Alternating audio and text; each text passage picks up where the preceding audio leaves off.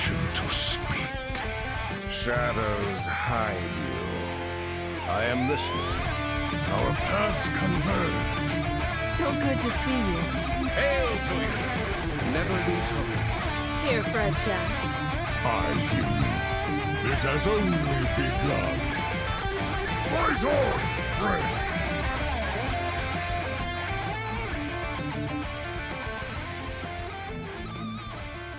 Welcome to episode 462 of Concede, a Hearthstone podcast dedicated to making the competitive side of the game more accessible to you. It is Wednesday, August 28th, 2024 in the evening. Coming to you from Omegan, Ohio, it's me, Edelweiss. From Northrend, Massachusetts, we have Wicked Good. Hi. From Teldrassil, California, we have Megasa. Hello. And from all around the world, we have you, dear listeners. This week's episode is brought to you by our producers, Number Theory, Kresh, Beef Squatch, David P., Walu, Jeremy T., Bottle Caps, Grumpy Monk, The Burger Club, Kirk Regan, Grizzly Bear, Tyler Knife, and SSJ5 Goku. And by our patrons of the week, MD Prime and Steven Cabrera. You can go to patreon.com/CoinConcede to get perks like a thank you at the top of the show, early access to new episodes, one-on-one coaching sessions, and help support the show in the process. If you would like to support the show but cannot do so monetarily, please consider leaving us a 5-star review on your podcast feed of choice, as it always helps other people find the show. So you may have noticed that I mentioned it is Wednesday. We are pre-recording this, no stream, because we want to talk about the balance changes that are happening, that thanks to the Creator Discord, we are able to do so a day in advance. But we'll be releasing this after you all have gotten that info. But I had something I wanted to do Thursday night, and Wicked's been busy, etc. So sort of further from the weekend, the better. You have something that you want to do tomorrow, and I have something that I do not want to do tomorrow.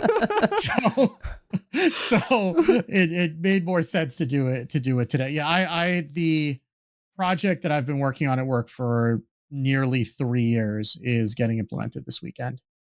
And I have been running around like a lunatic, and I expect to be running around even more like a lunatic tomorrow night. So, which is why we're recording this tonight, when I am less likely to get called to go do work in the middle of recording. So here we are. But I did, get to take the kids down to Connecticut on Saturday to a retro game convention in Hartford. Called Retro World Expo. And we could have bought one of the giant Mario head displays that they had in like the Toys R Us's that all closed. Like I took a picture of the kids in front of it. We could have bought it. I didn't see what the price was. I didn't want to know what the price was because if it looked at all affordable, I might have been tempted. But yeah, so we just kind of walked around. They got some little artsy stuff. Like there was a lot of, physical older games on sale, though I'm trying to not buy more physical games if I can help it, just because like my house is already cluttered enough. But I did look at, there were a couple places that were selling Magic cards, so I of course was looking there. I found one stand that they clearly didn't know, like, there's some vendors that like, that they know what they're doing and they've got all their stuff really meticulously organized. And the other one like overhears me talking to one person who's looking at the binder next to me. And the guy comes up to us and he's like, well, you two look like you know a little bunch about Magic. Do these packs sell? I'm like, okay. So I was seeing a whole bunch of stuff that was in there that looked like it was, like some of it was pretty good. And, like I know what kind of cards I'm looking for when I'm not. And then I'm like, well, how much are the cards in the bin? They're like, they're all $1 a piece. Like, okay, well then I'm spending some money here. So I got a whole bunch of stuff. There were some good cards in there that like I got them home and I priced them. They were like $5-6. And there was one that I scanned it and I'm like, oh, this is a $50 card. I'm like, well, now I feel a little bad, right? Because I knew that these things were probably underpriced, but also like, and so I went to go look at it, and then I looked at it a little more closely a little bit later. I'm like, well, that's weird. It doesn't have like a set symbol on it. And then I looked at the back and it was missing a Magic logo. And then I realized why it was in the dollar bin. So, so that was a roller coaster of emotions that day. But I did get some good stuff, but we had a good time just kind of going down and seeing all the stuff. Like they had like retro arcade games. They had a wrestling ring set up for reasons. They were auctioning off a whole bunch of like old vintage hardware and stuff like that. And see some of the games that I played when I was growing up was pretty fun. Like a lot of, Atari and NES games. But in Hearthstone, I played a fair amount of the Frost Unholy Death Knight pretty much since the last Vicious Syndicate report came out, because I played enough of Overheal. I need something that's closer to brain off Hearthstone this week, given what I'm dealing with at work. And there's no such thing, but the Frost Unholy is like at least a little bit closer. Like I need something with like a straightforward game plan where I'm not having to do a million actions in a turn and potentially misclicking on something and then ruining my life. So I played that. I got myself up to like 5,000. I'll win a couple, I'll lose a couple. It's been fine. It'll probably be more fine after the nerfs, because other than Type Pupil, it's not losing anything. But it's been fine. It's a decent deck. If you're of course hearing this after the nerfs are live, so I don't know if it's still going to be good after the nerfs, but I expect that even with just some minor tweaks, it'll probably be a fine deck. So it's something to play. I'm kind of waiting for the nerfs to see if it shakes things up a little bit, because I'm just tired of running into druids, but I don't think that's going to change all that much, but we'll see what happens. And I would normally save this for coin concedes at the end, but I think this is important enough at the beginning that I read last night on Twitter that Take This, which is the gaming mental health organization, that if you've ever been to a PAX, they run the AFK rooms at PAX, like the inclusive quiet spaces where you can go to like get away from the noise, and then that's where all like the LGBTQ orgs are, a lot of mental health stuff, and it's just like a quiet place to be able to get away from all the sensory overload of the convention for like a few minutes if you need to. They are in danger of not surviving the year. So I have an article in the show notes that's explaining what's going on and how you can help. And if you are in a position to donate, it's really a good cause that does a lot of good, not just at PAX, obviously, but just in general for, advancing mental health and gaming and things like that, and providing resources for people who are in need, among other things. So if you are in a position to donate or help however you can, that's something that's really important. And it's something that that would make a big difference. Awesome. Yeah. Well, I entered Legend at fairly high numbers and decided that I was tired of being at those numbers. So I played World 8's Shaman for a while and begrudgingly got up to like 1,200. And then I was like, okay, I'm done with this. And so now I'm back at 3K. Because any of the decks that I have interest in, meaning things I have made, if they're not weak to one thing, they're weak to another, right? And so it's kind of challenging in a world where clearly there's other stuff going on for me, but I'm just like, I hate everything, right? Like it's the druids I hate. At least I kill the concierge druids usually, because I for a while was doing things where I would make a board, right? Feels really good to razzle dazzler right before when they're going to go off with chalice, and then they don't have enough to kill you, and then you win fury kill them. But yeah, when I'm playing like my stuff, it always felt like it was too slow for when I faced aggro decks, and then just not able to close out well enough when I was facing, the druids or Overheal Priest or something, or feels like the power is just not quite there. We'll get into some of the in some of the changes later on how I feel they may or may not impact the things I want to play, which is Sea Shanty. I really want to play Sea Shanty, and it's just like Yeah. just doesn't get down fast enough. I think 10 is a lot, and I'm surprised that it for a second time is not getting buffed, because I feel like it is a particular strategy that it feels like they want to see play, and maybe they know something's coming, right, in a mini set or whatever, that will make it come down faster, just like more stuff that we're going to be targeting things with so that we get it down quicker. But I always will just, I'll have these great starts where I've played a bunch of sunscreens or Divine Brews or whatever, and I'm just like, God, it still costs like 6 or 4 or whatever. Like, you just, and I'm struggling to keep up with whatever my opponent is doing. And like, I know it doesn't need to get reduced to 0 every time, but it feels like the games where I don't quite hit enough of my cards that target things, it's impossible to play. And the games where I do, it like might come down before I die.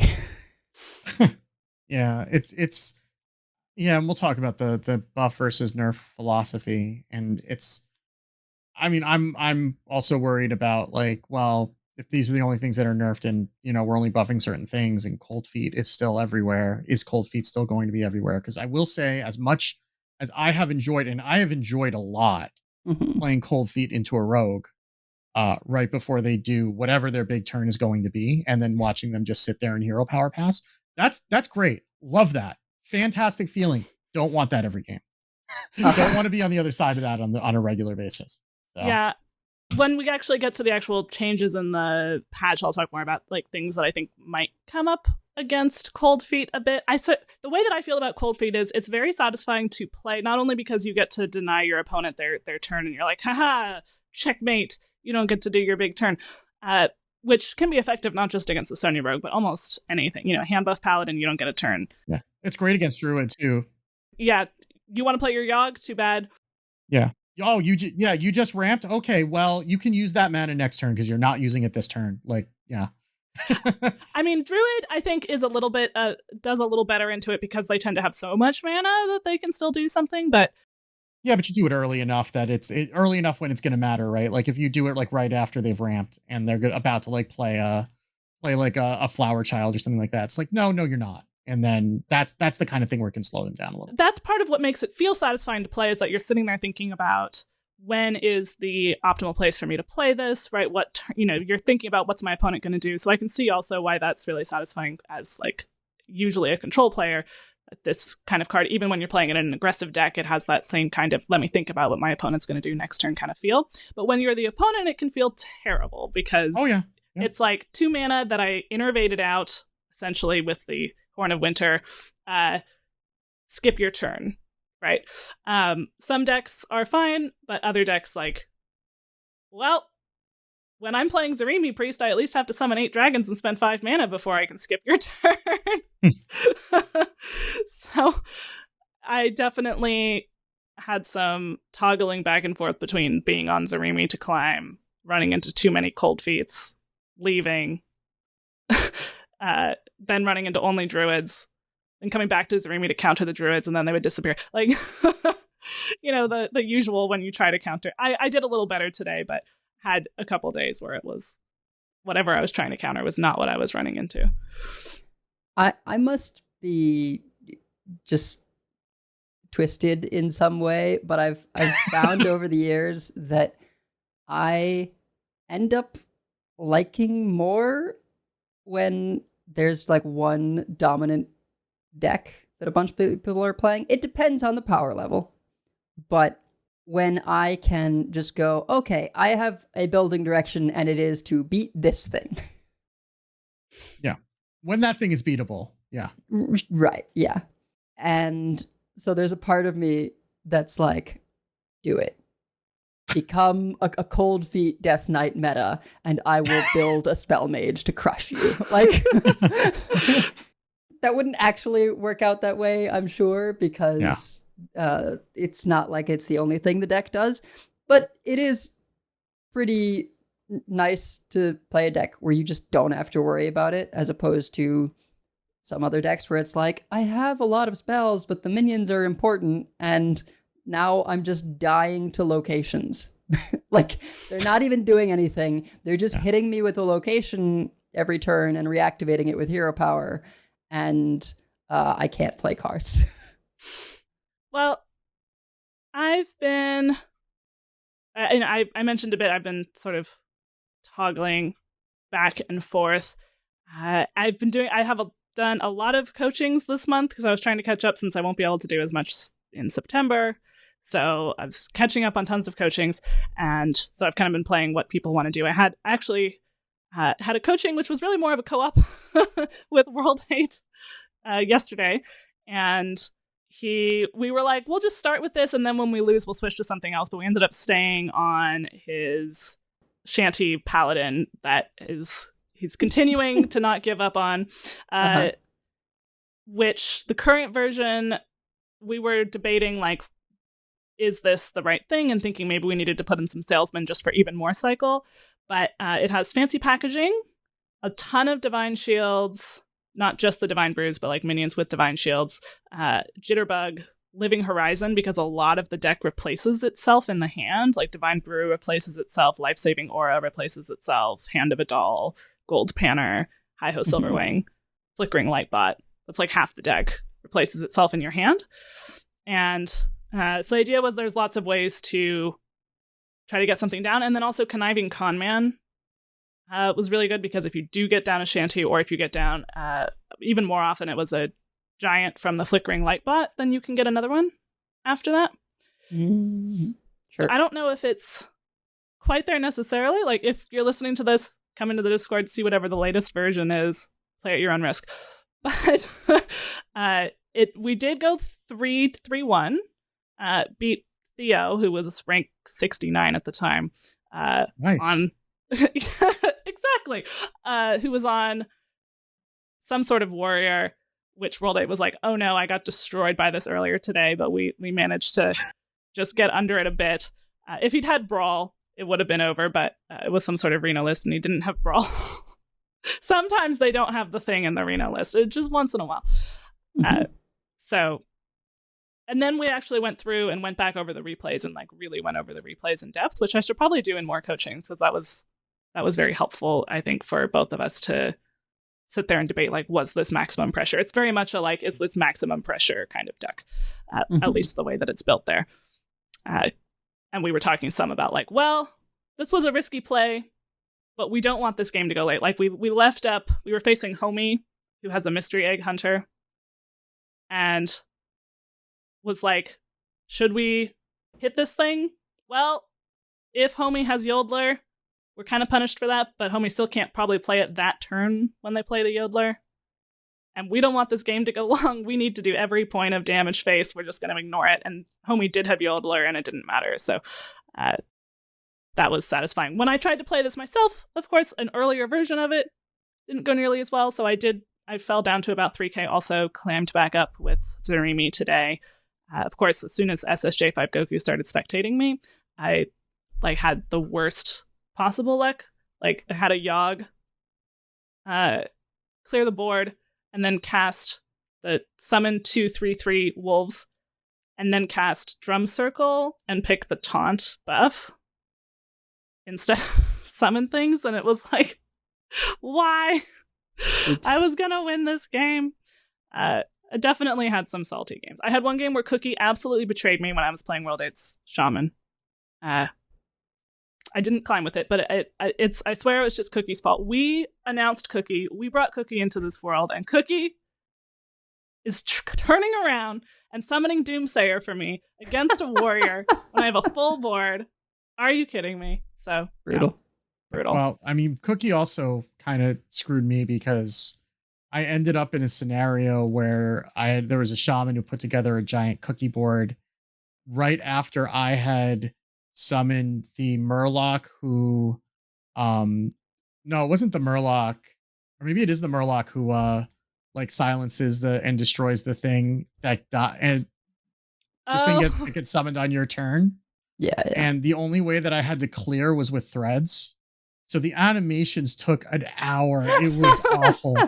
It was just like, oh no. And like eventually the threads ran out and they just had a board full of sea giants and it was not good. Oof. Oh They my buffed the gosh. cookie to like 4 or 5. So the cookie lived for a while. Yeah. Yeah. I guess I did have it made up for a little bit by I had a wave of nostalgia I had 2 minions, they had 3 minions. It gave me a King Crush and something else, and it gave them 3 little things. And I was like, oh, I'm so sorry. Face. Oh, that reminds me of a highlight game I had playing the Spell Mage against an Overheal Priest. And I was like, not thrilled about how this was going to go. And then they played an Amanthul, and all my discovers, I was like, give me a buy one, get one freeze, or give me a reverb. And I ended up just kept copying their Amanthul, killing theirs, summon a 6-drop, and I discovered a King Plush. And one of the times the summon gave me Sif, and I was like, oh, I've got a Chalice in hand. and that 1-cost fire spell. So I got them down to like 5 or 6 or something. I think I got them down to 3. They healed to 5. And then despite them playing like their 3rd or 4th Amanthul or whatever, I was just like, all right, King Plush, let's go. So that was deeply satisfying. That is deeply satisfying. Amanthul doesn't kill them. I left up a couple Amanthuls against an Overheal Priest today. I was lucky because they played out both of their haulers without having copied them. And I kind of let them live because I'm like, I can't play a board now anyway. I'm just going to try to make a really big cheese and kill them all at once with my Zarimi turn. But I got to turn 7. I had my Amanthul. They had 2 of them they hadn't copied, so I poofed both of them. No more haulers for you for the rest of the game. They poofed my Amanthul and copied their Amanthul, but I copied their Amanthul and then poofed, the usual back and forth. And then I had at a certain point, I'm just going to kill you with a full board of stuff. And I can let your Amanthuls live until I can properly deal with them because they don't kill me. They don't actually kill me. And they didn't seem to have Hedonus. So, I mean, that was the risk, right? If you just wait against an Overheal Priest, sometimes they just Hedonus you to death, but... Or make too many taunts to kill on your extra turn. Yeah. Taunts with lifesteal can be a bit of a problem. It's important to remember that the Amanthuls don't do face damage, they do psychological damage. Which sometimes is very effective. We should probably get into talking about the patch. This is going to be basically the whole episode in a sense, in that we will mention the patch and then in explanations go into more detail on the cards that were changed. Gadgets and Gazette always gets the scoop. Yep. So there is a balance patch 30.2.2. We will talk about it at length in Decksplanations, as Edel just said. There are some non-balance change related fixes or changes. If you're a Battlegrounds player, they've reduced the time. They've removed the additional time on each turn now that people have gotten used to the new minions. So that's, if you were counting on that extra time, know that you're going to have a little bit less. Guff Rune Totem Hero was buffed to after you buy 30 tiers worth of cards, get a triple reward, to after you buy 25 tiers worth of cards, get a triple reward. Upbeat Front Drake and Corrupted Myrmidon are back in the minion pool, and there are a lot of trinket changes, minion changes, armor changes, all kinds of changes. You will scroll for days. But if you are a Battlegrounds player, that's stuff that you're going to want to know. We're not going to be adequately able to break that down, but you can go read that and then find all the information that you're looking for. Constructed changes are so simple when you compare them to Battlegrounds changes. Like, Battlegrounds changes remind me of when I played League of Legends, where it's like, oh, here's the patch notes, and it's just like this long change log list of like, this got a little bit more damage here, this got a little reduced damage here. Like, it's... The TFT patch notes are the same way, and it's like, okay, well, what the hell do I do with all of this information? Because, figuring out like what the net change of it is that's for smarter people than me. when I was playing Pathfinder Wrath of the Righteous, which is the like video game version of the Pathfinder role-playing game, which is very similar to D&D, and which I played for a long time, and it's like very rules crunchy, much more than D&D 5e. Very. So. But I played it for 10 years, so I know how it works. And then like Wrath of the Righteous had this whole long list of like small tweaks that it's like almost entirely the same, but they had all these little balance changes, and I'm like, I'm sure this makes it better, but I immediately got a mod that changes them all back because there's no way I can keep track of the differences. I ain't reading all that. I'm sorry. I'm happy for you, or sorry that happened. Yeah, exactly. So there was also a bug fix for Constructed where miniaturize and gigantify didn't work after a card went backwards into a zone, like bouncing from field to hand or moving from hand to deck. Presumably this meant that it wouldn't work after having done that. Yeah. So I read into this in the Heroic Tavern Brawl. I was playing an Odin warrior, a wild Renathal Odin warrior that I think No Hands had done pretty well with. I ended up not playing that much of this Heroic Tavern Brawl because it was wild and just other stuff going on. But one thing I definitely did experience was I Finlead. What's the one that gives you a miniaturize and a gigantify? Replicator? Yeah. I Finlead that into my deck because the thing you can do is like you play it and then you Finley and it's like it's more cards you're putting on the bottom and swapping. And later I played like Geppetto and got another Finley and swapped back, and it like they don't do the effect. In this case I hadn't played the Replicator. But yeah, I ended up getting it back post Finley, and when I went to play it, I just didn't get the mini or the 8/8 to my hand. So it was very weird. I think I still ended up winning that particular game, but there definitely could be circumstances where it could have a huge impact if you were like, for whatever reason, changing zones. I guess in standard it's mostly rogue, right? Bouncing things to hand. Yeah, it's usually rogue that's the cause of all the problems. So yes, that sounds about right. So, speaking of Wild Tavern Brawl, there was we told you last week there was a situation where there was cheating happening, where somebody was starting with like one of the the hero cards in play already. Like I don't remember if it was like Reno or Jaraxxus was the big one. Jaraxxus, yeah, that would be kind of a bummer. So apparently it was one person who was doing this. So there was something that was added to the known issues on the 26th. The note was a small number of players, 72 total worldwide, faced a player in the Heroic Tavern Brawl who started games with a hero card as their hero. That player was quickly found and banned. Players who faced this player have now received 1,000 gold refund for that run, just in time to get another run in before the Heroic Tavern Brawl is gone. And I believe there were some people who were unlucky to encounter this individual more than once.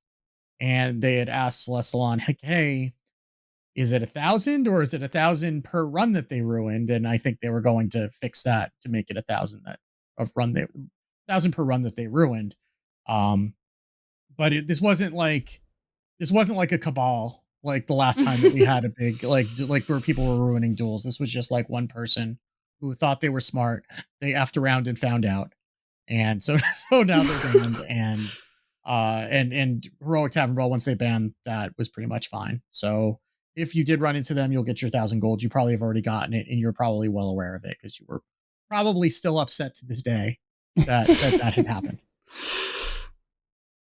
So the treasure hunt event is live. So keep in mind that the event quests are more involved. There are weekly quests now in addition to the daily quests. The weekly quests are really intended to take you more than a day to beat. So do pay attention to that. The first one is play or destroy 75 pirates. That will take you a minute.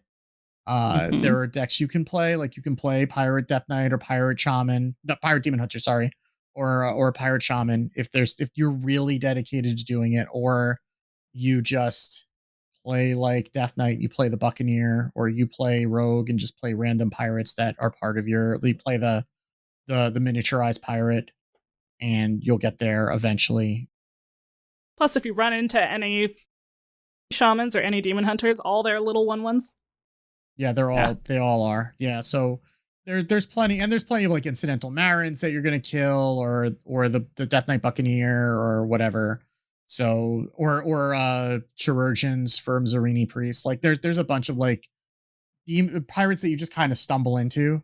So you'll get there if you're playing on ladder enough over the course of a week. But do be careful to like recalibrate your expectations for that, because it is going to take you a little while. And then and if you don't, then the quests will queue up behind it like they do in Battlegrounds. So as soon as you do finish it, then you'll get the next one. So don't feel like time pressured yet.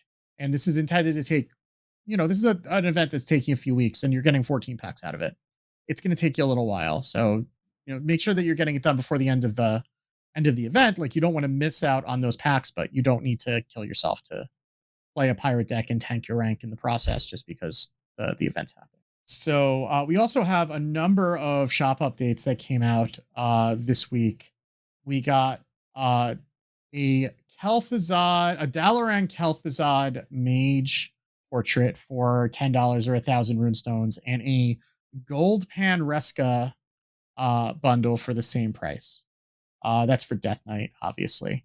So those are they're pretty good. If you're interested, go get those. There's also 3 portraits that have returned for 1,000 gold or $6.99 USD. Center Stage Valera, Daring Fireheart, and Goulash Garrosh, continuing the trend of bringing back all the food.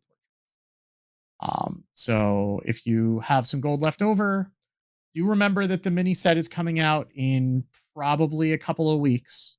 So make sure that you're keeping your 2,000 gold left back so that you're able to buy the mini set. But if you have some more gold after that and you're not concerned about having to save up too much for when the next expansion comes out, then go ahead and check those out in the shop.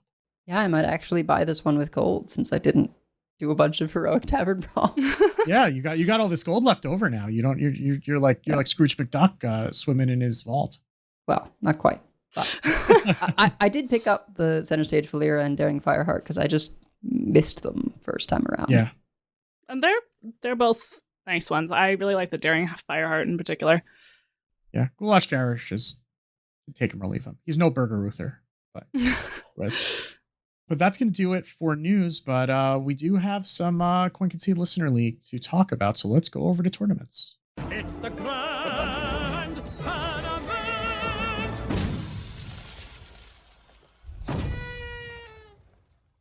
So, in this past week of the Concede Listener League series, All You Can Beat Buffet, we had Death Knight as the second most popular. Oh, I thought these were arranged from most to least, but sorry, that would have been more convenient. Nope, it's okay. That's my bad. So we had Warlock at 18, Priest at 16, Death Knight at 14, and Druid at 12 in terms of most popular, followed up by Paladin at 10, and then things were much more middling from there. Shaman at 9, steep fall off to Demon Hunter at 5, 2 Warriors, 2 Rogues, 1 Hunter, 1 Mage. So, obviously it's a different play group, but pretty dramatically different from what we saw at Masters Tour. But, lots of priests. I'm honestly surprised to see so many Warlocks. I don't know if that was like an even split of Pain and Insanity, but like with how Insanity performed at the Masters Tour, I'm really surprised that it was still so popular. I think it was mostly Insanity. Let me see. I think it was mostly Insanity, but I think it's just a deck that like we've had for a while. People kind of know how to play it, And you're also not playing against Masters Tour players, so you might have a better chance with some of the stuff that's being brought and some of the players. It's a little bit different when you're playing against the best players in the world. You can cheat out some wins with that deck. And if that's all you need to do in Conquest, then...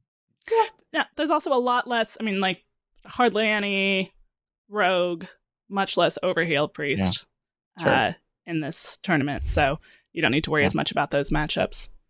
Yeah. Like if you're expecting druids, right, then that's not bad to be able to get over the druid before they can really get going. That sort of a thing. And it was banned a lot. So Warlock banned 8 times, Druid and Paladin 6 times, and Priest 5 times, and then a smattering of other stuff. But in terms of undefeated players in Americas, we have SSJ5 Goku, Bongwater, Pilot, and Dr. Bomb D. And then our EU finalists, Donkey and Rabobson. In terms of highlights, we don't have any this week. As we said, this is kind of a busy time for everyone. It just kind of has worked out that way.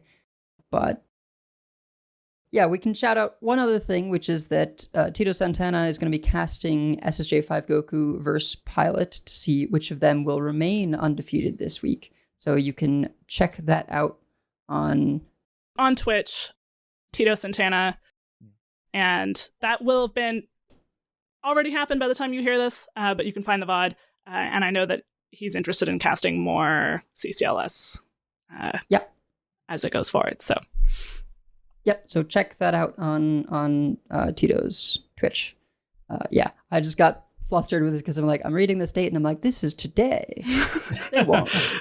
They won't be able to know that. But yeah, of course, you'll be able to go back and watch the VOD. But that is going to do it for tournaments. So why don't we just go right into what you've all been waiting for, which is the balance changes.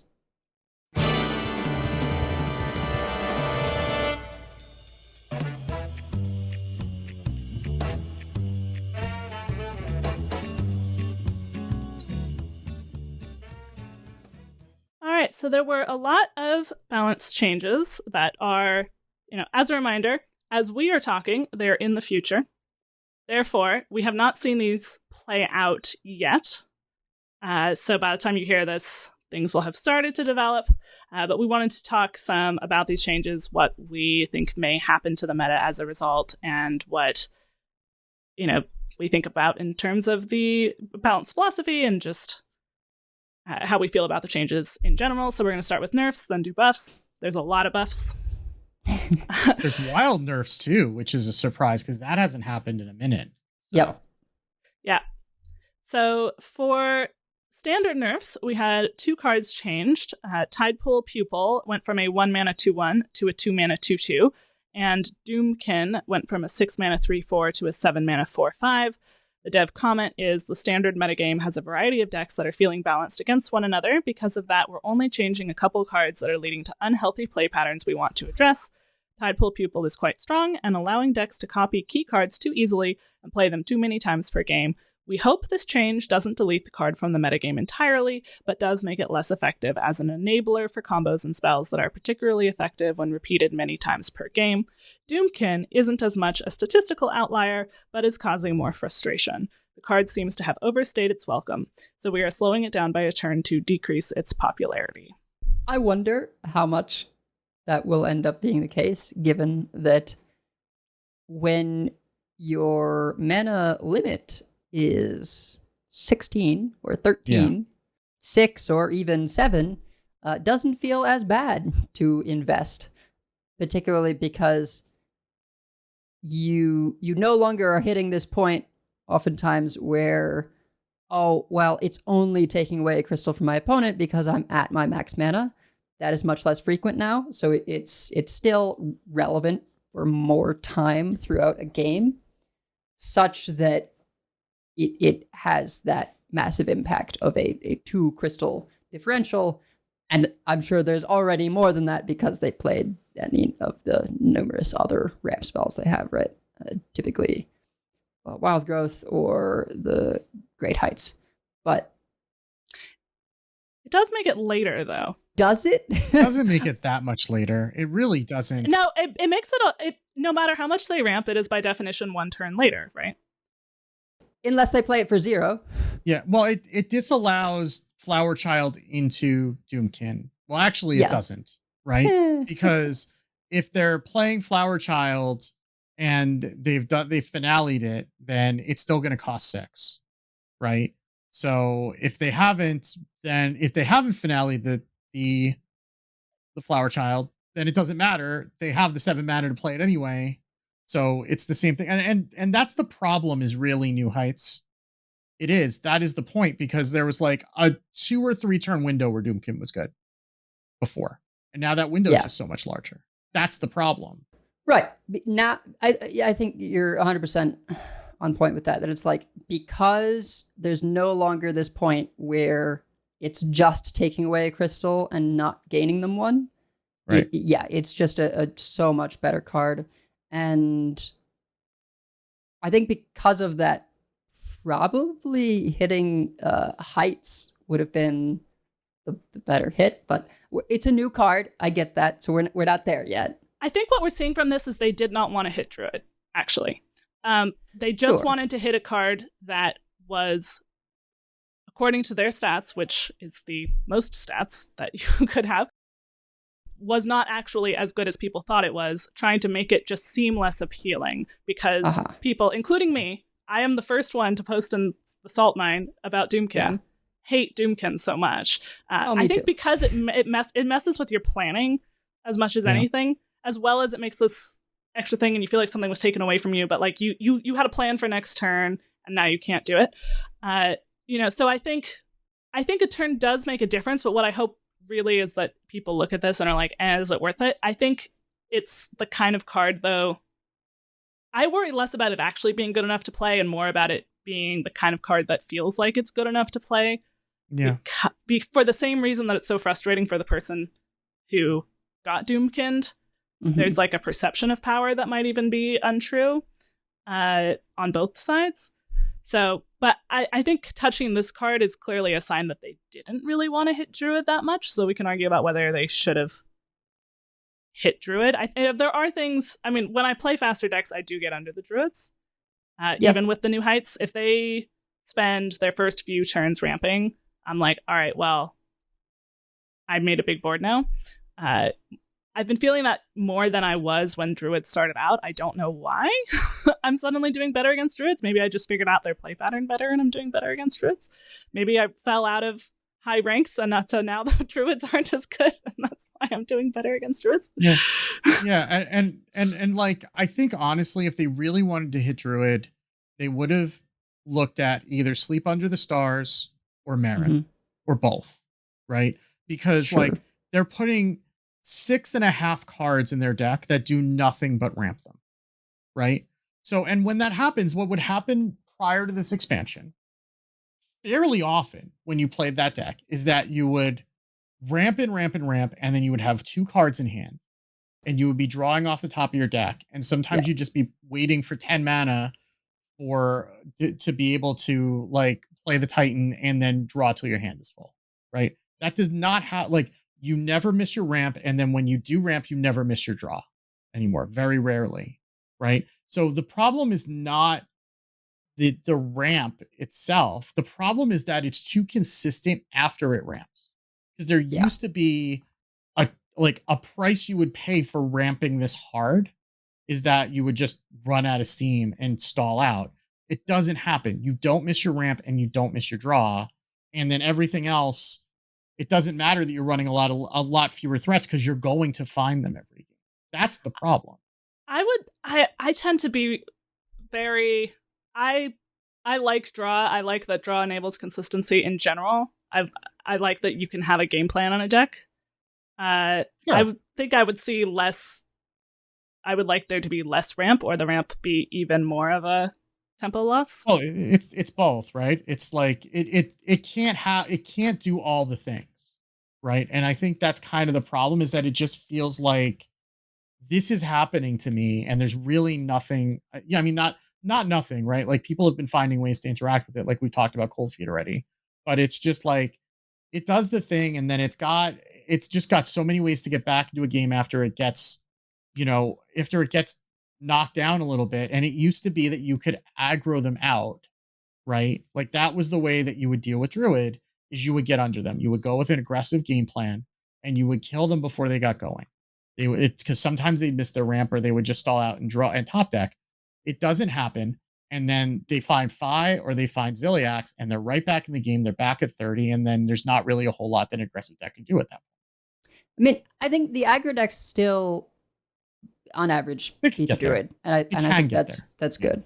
But it is a little bit better, as you say, because they run some of these early dragons. The one that refreshes mana crystals in particular, very powerful against aggressive matchups. If you can just force them to use enough of their stuff on that you get to these later turns. But for me, I think the issue is like this deck, in particular, the one that runs Doomkin, right, the dragon one. It's just so versatile, and it completely obliterates anything slower than an aggro deck. Yeah. Yeah, like, that isn't killing you from hand. That might be a reason.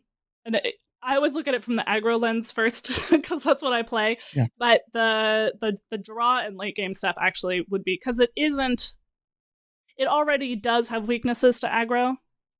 So making it, we're going to make it more polarized and therefore worse is actually probably not the right way. You want to make it less good against, if you're going to nerf the deck, which it seems like in a way a lot of people do like this deck, but if you're going to nerf it, you make it less consistent on this back end, or somehow less powerful on the back end, or easier to get rid of all of its stuff. Right. But the draw does that, right? Because like they're not drawing a card, they're drawing in 3 and 4 bursts, right? Yeah. So then they're finding all of their stuff and they just get back in the game. So like as a control deck or as a slower mid-range deck, let's say, like not necessarily a control deck, but like what Rainbow DK used to be, right? Before we moved over to the FFU version. Like you could capitalize on them missing a draw by building up a board and then they just making enough that even with a bunch of mana, they're not really going to be able to come back. That doesn't really happen anymore. Just because the draw is so good and so cheap. I mean, yeah, okay, like thrice costs 7, but really it costs 1 to draw 2 if you really want it to, right? Which is well above rate anyway. So, and then Marin making them cost 0. I really hate that the Marin cards cost 0. I really do, because it really skews things even further at that point. Yeah, well, and Marin making things cost 0 is part of why I think, like, does the Doomkin thing matter? Because if it is relevant for more of the game, because their max mana is 16, and they, like, hit it off of Marin, it costs 0 anyway. Or Dorian, yeah. So by the time they're doing later Doomkins, yes, it's relevant, but it's less relevant for you. As a percentage of your mana, as the opponent, it is less. I have found it to still be similar to Cold Feet, where it's like, I'm planning on an 8 mana clear or a 9 mana clear, something I'm finally getting to my late mana, right? And then I still end up getting impacted by a Doomkin because it's keeping me off that curve because they're so far ahead. Yeah, I suppose, okay, so that's another way that again, from a late game strategy perspective, which is never my first thought, because I think, looking at Dragon Druid's matchup spread right now on HSR, it's unfavored into aggro, especially Pain Warlock, 30%, 28.3%. Well, Pain Warlock's got a lot of other problems, but it's got lots of other problems, but it's definitely, that would be why you play it. But then Death Knight, it's quite dominant. Warrior, it's quite dominant. Sonya Rogue, it's dominant. Highlander Priest, but I mean, everything beats Highlander Priest right now. Rogue, even Overheal Priest here. So yeah, we don't want to make it more polarized. We want to give the late game strategies a little bit more of a chance, so it's less of a, like, you must be this fast to play. Yeah, it's a speed limit, bug, right? Yeah. It is a speed limit of the meta, and what I find frustrating is, like, it's not only a speed limit for slower strategies, for like truly control things, but like it's a speed limit for anything not extremely aggressive, anything kind of mid-range. Yeah. It's more like the bus from Speed than a speed limit, but yeah. Yeah. You can't go below 50 miles an hour. FFU into it which I think the way that HSR has done Death Knight is a little bit strange. Yeah. But what they're calling Razzle Death Knight, which I think is more the FFU, it's a 50, 55, 45. Yeah. So it's not terrible. Yeah. But That sounds about right. The Rainbow Death Knight, 65, 35, much worse. Yeah. I guess, like, if and when they do get to it, I could see an interesting change, actually, with the with Thrice, right? Just making it not modular, right? Just saying choose, choose, choose, and then the things happen, instead of draw. Did I hit what I want? Let's draw more. Okay, now we'll refresh, right? Like, if you have to lock in your 3 decisions and then it does the stuff, then it makes it less flexible. Because right now, this deck it's ramp, ramp, ramp, and then it's just endless possibilities of flex, right? With Thrice, with Marin, you almost always go for the wand, but sometimes you go for crown for pressure. And it just it turns on a dime from, like, I'm doing all this stuff to survive, and oh look, my max mana is now the point that a Trog kills you from half-life, right? Yeah, maybe it's Trog as much as anything. I mean, the fact that there's options is why people really like the deck, in part. Also, people just like ramp. Sure. People always liked ramp. But yeah, Thrice is very powerful. I'm not saying that Thrice doesn't need something. When you have a plane crash, it's not just one thing, right? It's not one thing that went wrong. And I mean, like, and I know that some people do enjoy the Druid. It's just like, it gets very boring when it's doing the big thing over and over again. Like the big flashy, like something like Marin's supposed to be like a fun card, right? And we'll talk about fun cards a little bit more later, probably. But like, it's supposed to be like those types of cards that are introduced. Like, they're not in the, as the teaser announcement one, or generally like, yeah, they're supposed to shake up the meta. People are supposed to play with them, but they're not supposed to really be meta defining per se. And I feel like Marin, I don't know if he's necessarily meta defining, but he's only played in that deck now. And that could be random. It doesn't have to be, I mean, would it kill the card? Yeah, probably. The card's run its course, right? The card really should have been on the way out by the time the expansion came out, because that's how not all of these, but that's how a lot of these announcement ones are supposed to go. I mean, but like it's like the 2 fun fun expansion announcement cards, right? Dorian and Marin, right? They're are just Druid both cards in now. the Druid. They're Druid. They are neutral legendaries that are supposed to be the fun cards that are Druid cards now. And it's like, maybe we need to reevaluate what fun means in that context, because like in any other deck, Dorian's like, maybe you throw it in if you're playing in casual. Like, oh yeah, maybe I'll get a one cost card so often. You've got some stupid combo that will let you draw a whole bunch after that takes a bunch of work. But in Druid, it just kind of happens, right? And that's the problem. Well, I would say, on the one hand, Druid is famous for taking lots of neutral legendaries and being the card that can use it, because it's way less of their mana, and that can be frustrating. But on the other hand, I don't know that a neutral legendary ends up getting played in one class is by itself an issue, because the alternative of it's played in lots of classes is often more frustrating. Yeah, I'm not saying it's necessarily a problem by that, but it's a problem that the fact that it's less intended to be as competitive of a card as I think it is, right? And that I think that's when it's big fun, when it's doing big flashy effects with that's supposed to be limited by the amount of mana you're sinking into it, right? That, like, because like playing a 7 mana 6/6 vanilla 6/6, right, is a limiting factor for most classes. And maybe that's where Druid gets to do those things, and that's something you can make an argument. But it's also like the effects that you're getting are disproportionately powerful, because the downside is supposed to be playing a 7 mana 6/6. There's no downside in Druid, because it's still got like 8 or 9 mana left over after it's done that. So it's just like, okay, well, I'll just pay my 7 mana to draw, or 10 mana to draw 3, but then everything's discounted, so it comes out even, right? But they're at the 10 mana so much earlier than everybody else that's fine, whereas that would be a very awkward card for anyone else to play. Well, and I think we would be complaining even more about Marin if it weren't for the fact that Druids were the dominant deck that can include Marin, right? Yeah. In the sense that because Druid decimates other slow strategies, there aren't like Warriors, yeah. controlling DKs or controlling warriors. I mean, some people are playing Reno Warrior. It's very bad, but I've seen a lot more of it in the past few days. And there have been some sort of blood DKs running around. I haven't seen it myself, but I hear and they run rumblings. Marin because they're a slower strategy. And like Marin is good for a slower strategy, often because sometimes you do run out of draw, and because that mana cheating is extremely powerful. But yeah, I don't know. We should move on from this, but in general, I sort of feel like it is. I don't want to underestimate a 1 mana change, but I think in this case, it actually matters less than most. And maybe that's a good thing. Maybe Druid needs to be around to keep the Cold Feet Death Knights in check.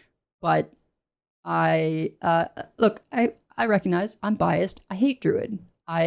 Because I like doing things that often fall into that sort of mid-range category. And so when there's a deck like this that just obliterates any shot I have of doing those things, it's disappointing. And I that's usually when I play other games.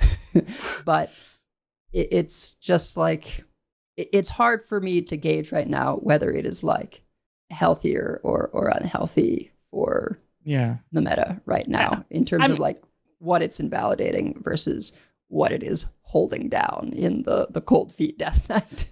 Right. I mean, for a selfish perspective, most of what I like to play beats Druid fine, now that I've kind of figured it out. And most of what I'm playing is much less happy to see a Frost DK with the Cold Feet. And the Druids, yes, Cold Feet is not a useless card in that matchup, but it's a much less useful card in that matchup. Oh, I would disagree. I would very much disagree, because if you're playing it, if you're timing it right. Well, yeah, but you have to get it timed right. Whereas in other decks, you can play it on like almost literally any turn and you invalidate that turn. It's not hard to time it right. They just ramped. I have a Cold Feet. You always have a Cold Feet in that deck. It's hard not to have a Cold Feet in the deck when you want to play it. Maybe I'm bad at playing that deck because that was not my experience when playing it. And it's not the win rate on HSR, so you just need to share your wisdom with everyone else. I mean, I'm not saying it's perfect, but I feel like the Cold Feet does help a lot in that matchup. And you have it a lot of the time, and it's really just a matter of like, okay, they just spent their turn ramping, so I'm going to do whatever else I'm going to do, and then Cold Feet, and then build up a board. The problem is that sometimes the board that you're building up isn't enough. Right. And like or you don't have the pupil in hand to be able to chain the Cold Feet, which brings us into talking about the Tide Pool Pupil, because that's a big part of that too. And I think that going up to 2 mana is not, I don't think it's going to kill the card, but it is going to make a lot of decks reevaluate whether they want to include it or not, if it's not a core part of the strategy like it was in the Sonya Rogue. Yeah, Pupil was just kind of finding its way into things because it's like, oh, this is an easier to play of like that Mage legendary from a while ago where you got all 3 back. Yeah. Right? And it's also not just in Mage, right? So yeah, and so if you had any important spell, it's great. But it created a rogue deck that was very frustrating in the just like Sonya Pupil breakdance, do whatever you want from there rogue, which isn't even that great anymore into the meta because of things like Cold Feet and the just insane paladin techs. But I think that was not intended, and I'm happy to see this card go to a 2 mana 2/2. I mean, I think Tide Pool Pupil needed a change. Maybe it's because I wasn't playing it nearly. I was still, even when I was at my really high ranks that I was at for a while, mostly if I ran into a Sonya Rogue, I could wait for them to defeat themselves. So I didn't have quite the level of frustration. But I think occasionally having one of those like crazy hard to play decks that the people who really, really want to get into this can really, really get into it. And the rest of us can be like, wow, that's impressive. And when we do run into it on ladder, just kind of wait for them to not quite order themselves correctly. Especially when it's counterable, I don't necessarily see there being anything wrong with that. Again, maybe if I was facing it all the time at really tip-top legend, it would be more frustrating. And I'm sure it wasn't quite intended how they wanted it to work. It had to change at some point. I just don't know that like Sonya Rogue was an emergency. But I'm not saying that I disagree with the nerf. I think Typal Pupil was clearly just in the way, the amount of things it was played, the cheapness with which you could get your thing back. Clearly, Typal Pupil itself was a little overly powerful. Even if it is a cool card, it's a cool effect. I hope it's not dead. Yeah, and I don't think Sonya Rogue was as much an emergency as it was kind of the driving factor. But I mean, Typal Pupil was played in a lot of decks. Like, I'm the first one to blame Rogue for ruining everything, right? And like, and you know, we can go back to Lamplighter, where I feel like, you know, Rogue was the reason that Lamplighter, Rogue and Sonya, and that's, I blame Shadowstep, but it's really Sonya that got Lamplighter nerfed and then killed those other two decks in the process, right? I do feel like Sonya Rogue was probably the biggest part of it, but it's in a lot of decks. That is the reason you can chain Cold Feet for multiple turns in the FFU Death Knight. It's in the Concierge Druid, right? We don't see it right now, but if we were to nerf a bunch of things and then Sith Mage came back, that would be another part of that too, right? Especially, I don't know if it keeps the discount from watercolor artists or whatever, but I don't really want to find out. But that's probably another not, thing that, because the chase gets reset. But it still gets you another. Maybe it gets you another Snake Oil, or it gets you another the 1 mana deal 2, get a Flame Elemental, burn spell, it's or an whatever. Overhealed Priest. We just don't necessarily want like every deck to be playing this card. Exactly. That's the problem, is that it's an interesting card in that it's finding a lot of different uses, but it's also it's being played in so many decks, and it's probably too powerful to the point where it's starting to become an auto include, and that's when they start looking at it. But the fact that it's an auto include, and by the way, there's a really annoying rogue deck that's murdering people, like that also doesn't hurt. I mean, I think that at a certain point they are going to have to look at Sonya, because we have Sonya in standard for another year and a half. It was just printed in Whizbang's workshop. And this is now 2 neutrals that have had to be nerfed to get their mana cost away from either just being 1 or being 1 when you shadow step it.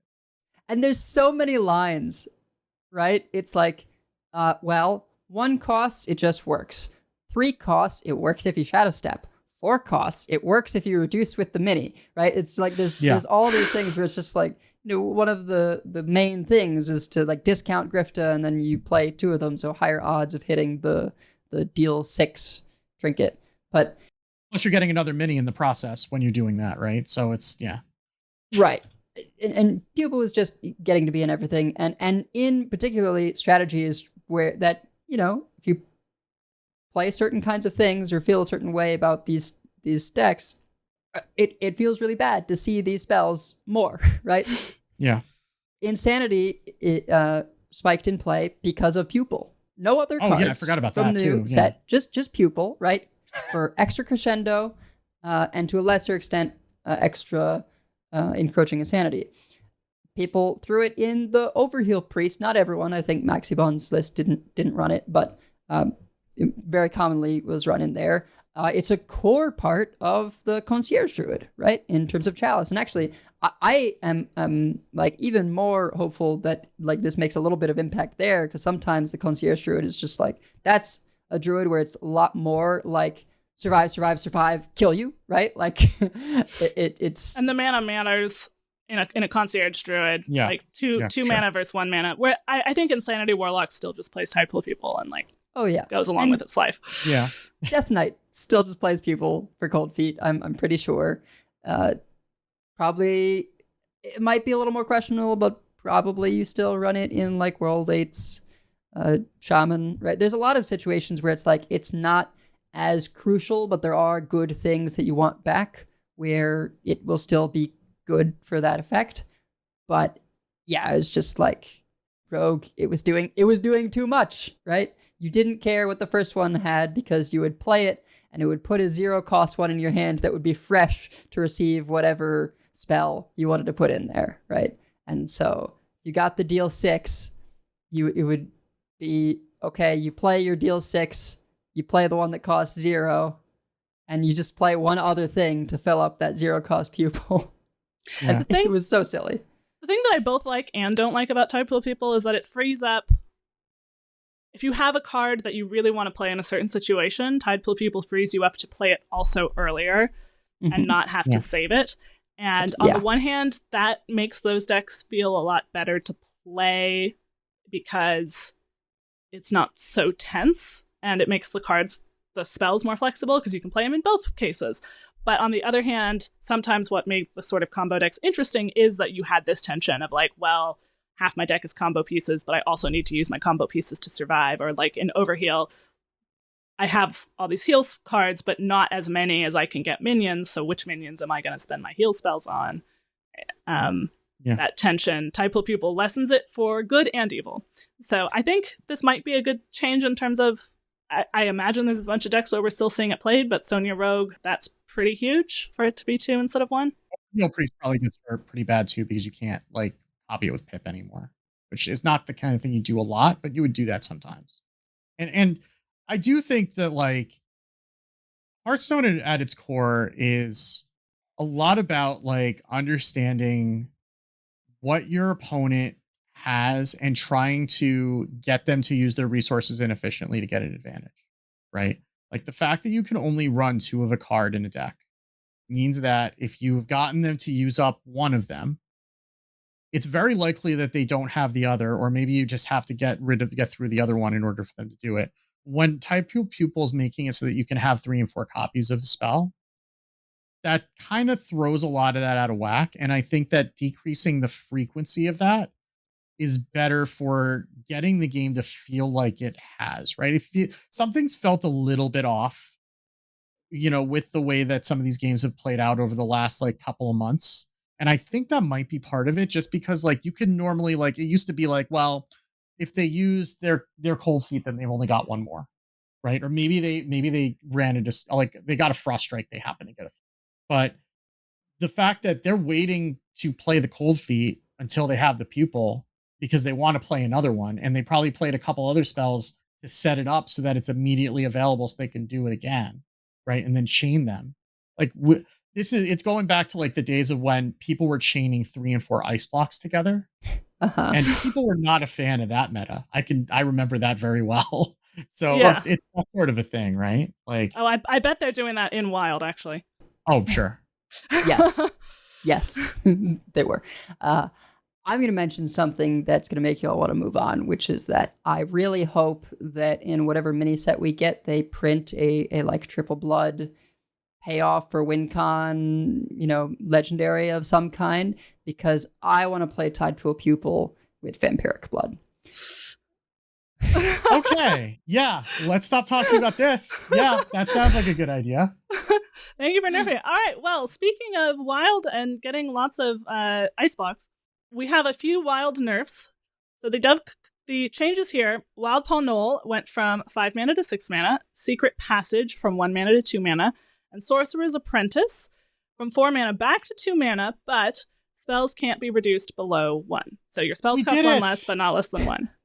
We did it. We have the technology. What about Radiant Elemental?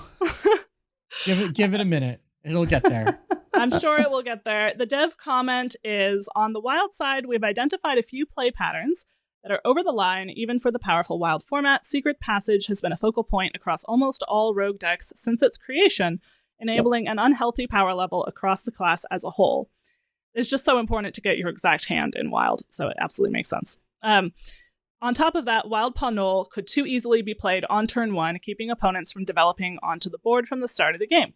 This change makes the turn 1 Knoll less common and makes playing multiple Knolls less efficient. The sheer volume of spells that Sorcerer's Apprentice allows is something we think should be addressed, so we're making it no longer go to 0. With that change, we think it's safe to return to its original mana cost. It was 4 mana. It was 4 mana. It's 4 and it was mana. still broken. Sorcerer's Apprentice. So I asked in the Wild channel, what crimes was Sorcerer's Apprentice doing now? And World 8 said APM Mage. It was only about like a 50% win rate deck, but basically you duplicate the Apprentice with buy one, get one freeze after giving it spell damage from flow.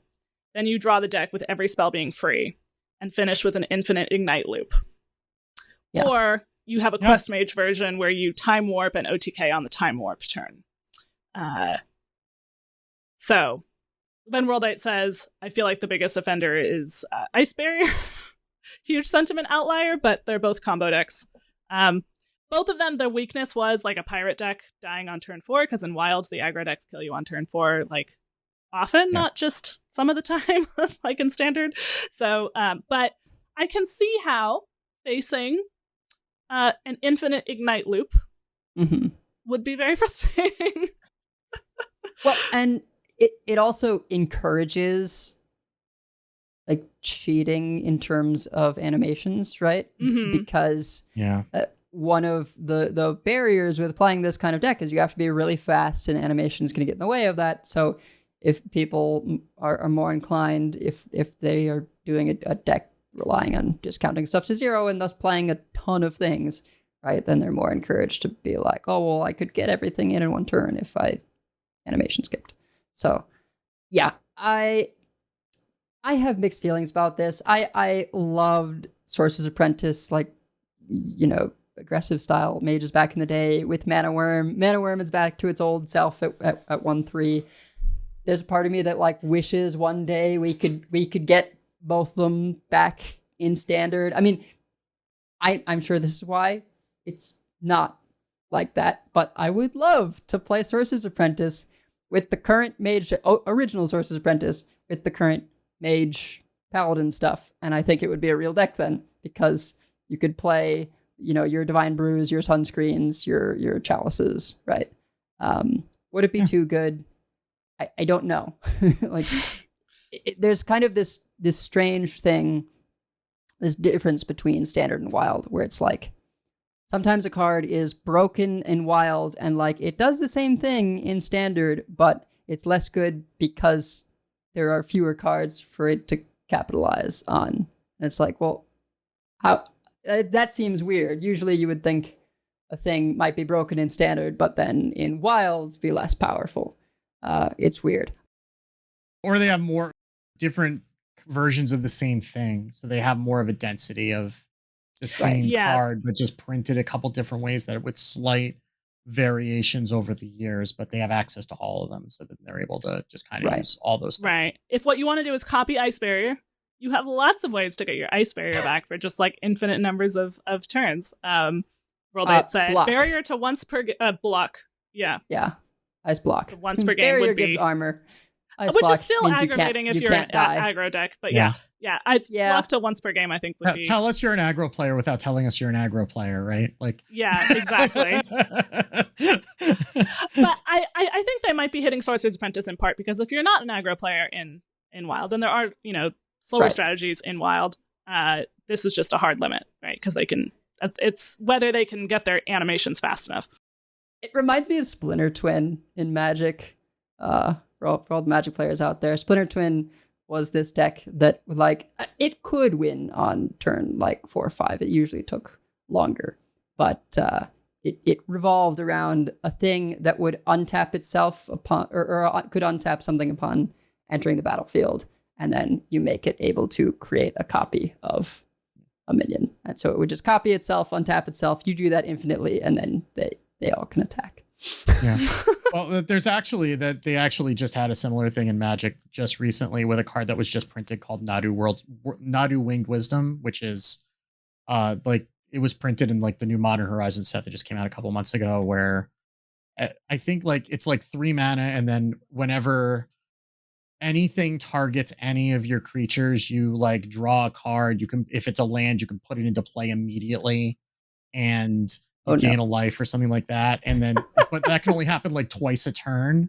So people were just like playing equipment that had 0 equip costs, or like a 1 mana spell that would target everything. And then the entire like last Modern Pro Tours was overrun by this.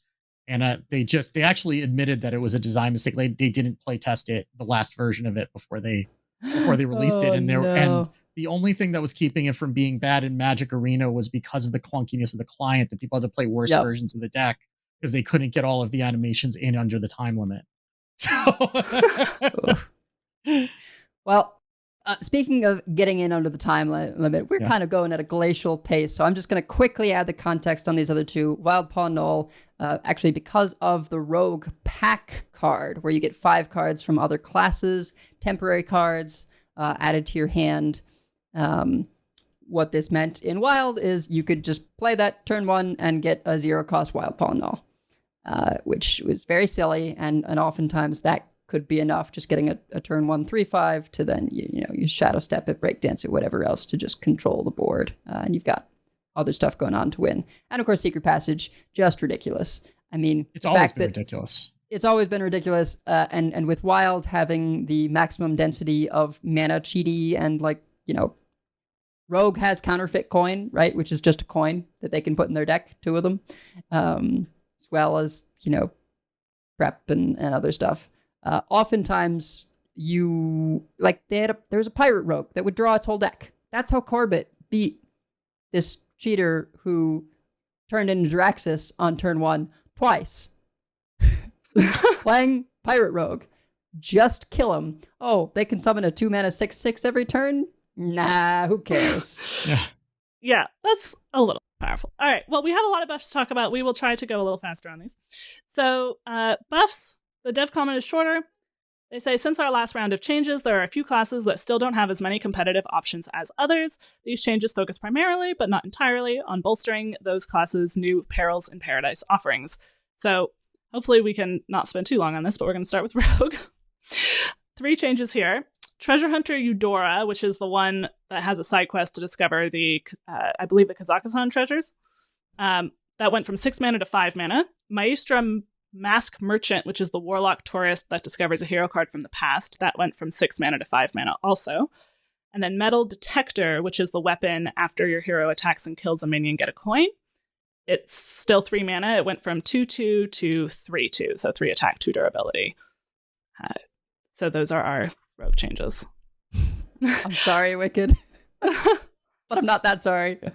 I'm just not thrilled about the kinds of decks this is going to encourage, right? Which is going to be the OTK Paladin, right? To some extent, because that was one of the only decks that was running Metal Detector, and Wishing Well Rogue, right? Yeah. And like Wishing Well Rogue is just miserable to play against.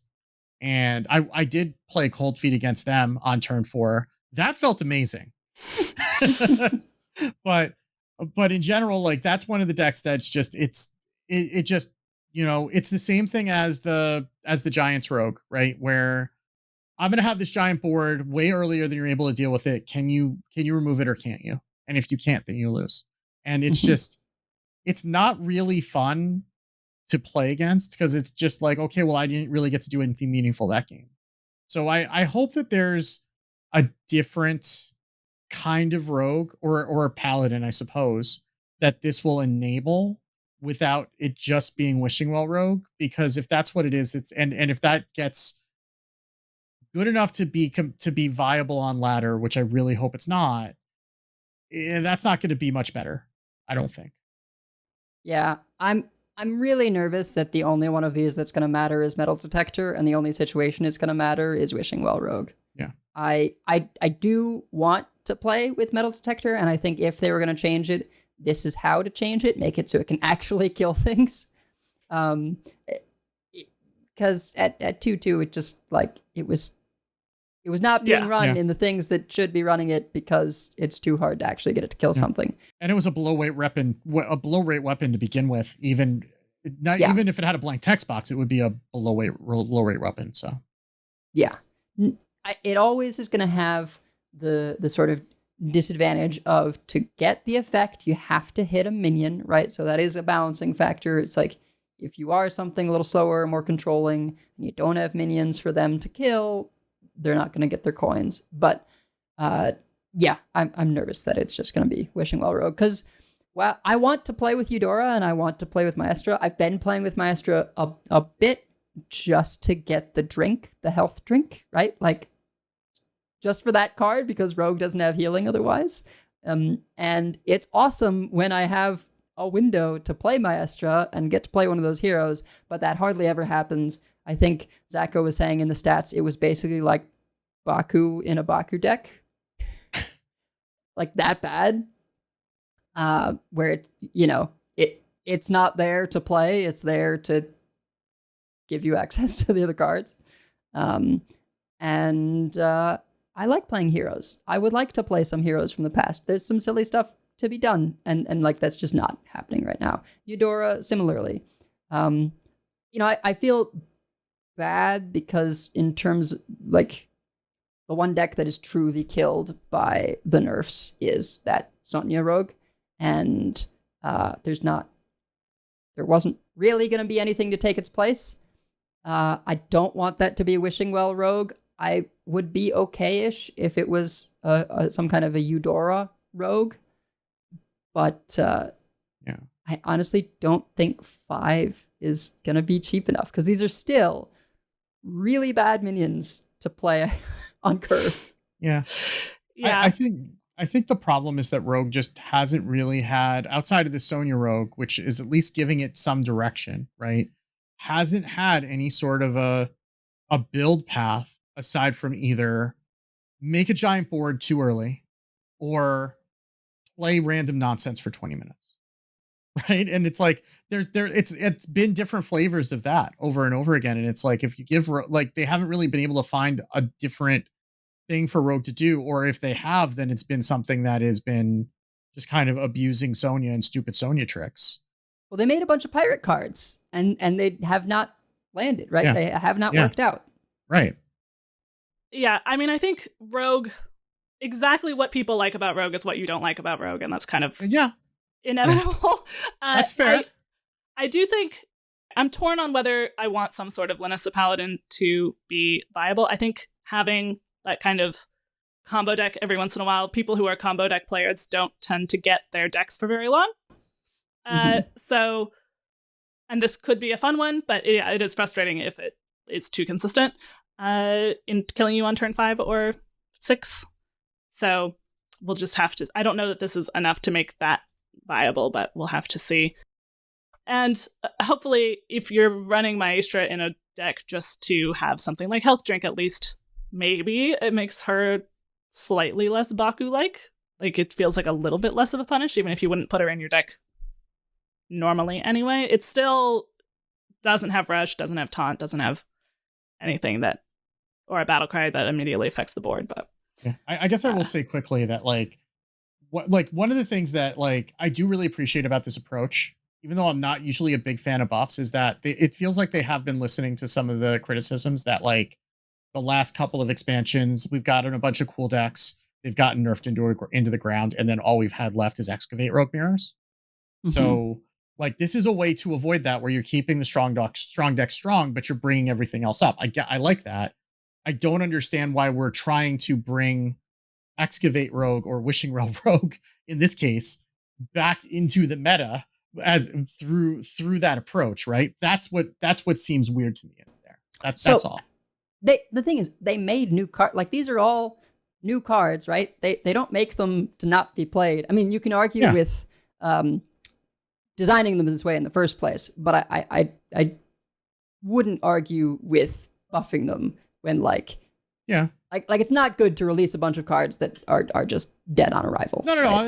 And I'm not saying that I disagree with the approach, right? Like, I think it is good to buff cards rather than nerfing everything into the ground, so that we're not left with Excavate Rogue Mirrors. It just seems weird that one of the choices across the board on Rogue is what can get you into Excavate Rogue Mirrors. But I don't think we're quite going to get there. But if we get a lot of Wishing Well Rogue, then we might not be better off than we start. well, we're getting a lot of things that I think mean that we're not going to be seeing lots of I'm hoping long Excavate Rogue games, right? And people liked Excavate Rogue a lot too. I think it was too much. Like a bar of chocolate's good, but yeah. If it's more contained by the meta, then I think having it, because having some sort of Burgle Rogue is not necessarily a bad thing. But yeah, no, Hunter, it's not. Speaking of new cards that were getting buffed, so we have 3 new Hunter cards getting buffed. So Furious Fowls is the one that says choose an enemy, summon 2 birds with immune while attacking to attack it for 6 mana. Those birds went from 3/2 to 3/3. Mystery Egg, which has started seeing play in a deck that's actually doing all right. So I think this will definitely make a difference. It is the miniaturized Death Rattle, get a copy of a random beast in your deck. It costs 4 less. It was 0/3 stats. That went from 5 mana reduced by 5 to 4 mana reduced by 4. So I read the updated. So it does reduce less, but you can play it sooner. It still has to die, but you still get a mini. The mini does reduce less also, is actually pretty important. So you got the first half out earlier, but the mini is worse in a vacuum. And then Fetch is the spell that says draw a minion. If it's a beast, draw a spell. That went from 2 mana to 1 mana. So it is now 1 mana, probably draw 2 cards. Or if it's 1 mana and you just draw a minion that you put in your deck that isn't a beast, like Ziliax or something, you're probably not that upset. Rogue plays Dig for Treasure. Right, exactly. And is perfectly happy when it doesn't get a pirate. So if all of the non-beast minions you put in your deck are ones you're happy to get, which you probably are because you put them in your deck, then Fetch is, I think that makes it a pretty solid card, and Hunter in general is happy to see draw. Yeah, it's a little weird. It's one of those where it's like you kind of have to build around it because you want to get both cards, and maybe now it's more appealing to build around now that it's half the cost. But typically, it's like, okay, you have to be all beasts, right? Like we didn't play Master's Call unless you were running all beasts, because 3 mana discover a minion from your deck was not as good as 3 mana draw 3 beasts. Yeah. Yeah, but that's why, one mana that feels less, but you still want to target it to some extent. I think it definitely encourages you to have few non-beasts or no non-beasts. It is a little weird with Mystery Egg, because Mystery Egg, you want that beast in your deck. You don't want that beast in your hand. Well, you'd also don't really want to draw all the beasts out before the Mystery Egg gets them. And I don't know that it's necessarily for that deck. I think it's probably for it's probably a different deck for different Hunter decks. But I mean, 2 mana draw 2 even. 2 mana draw 2 sometimes was not a great rate anyway. I mean, 1 mana draw 1 and sometimes draw 2. That's fine. You'll play that. Like you said, they play the 1 mana draw 1, get a coin, and you never get a coin in Rogue, and it's okay.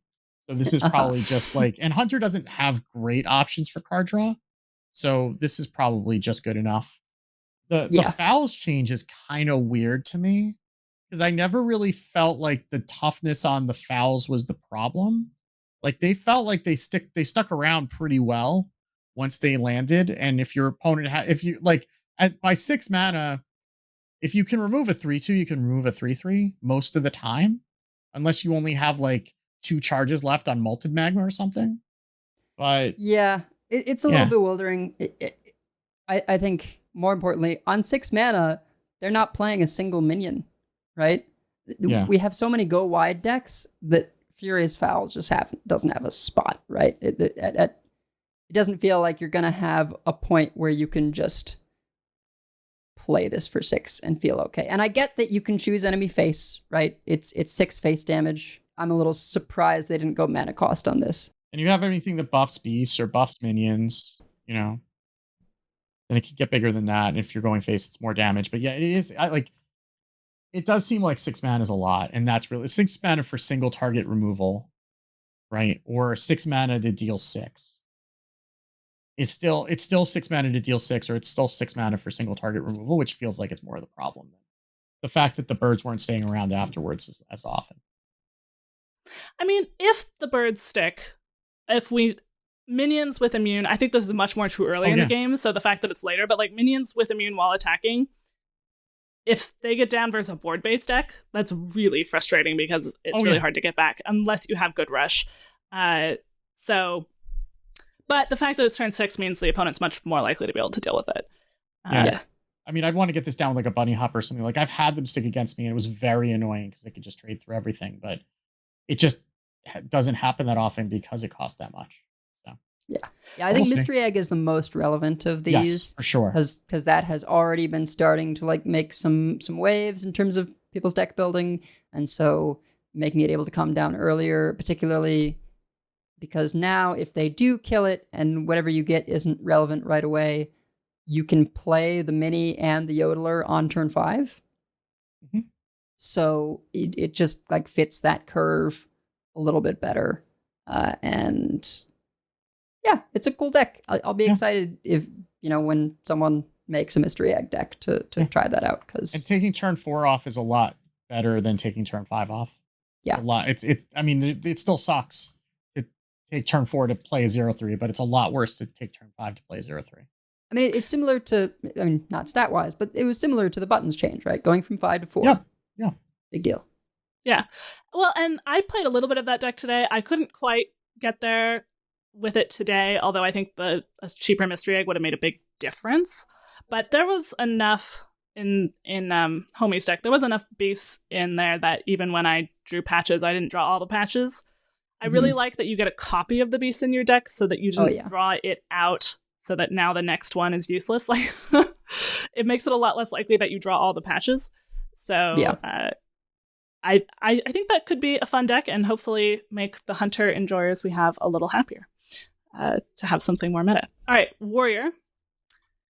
3 changes as well. So the Ryecleaver, the weapon itself is the same, but the sandwich went from 4 mana to 3 mana. So very importantly, this makes a curve in Warrior, or I suppose in Hunter, touring in, where you can have the weapon on 5, and then on 6 you have the sandwich, and you play the all you can eat, and then the sandwich on the same turn, curved.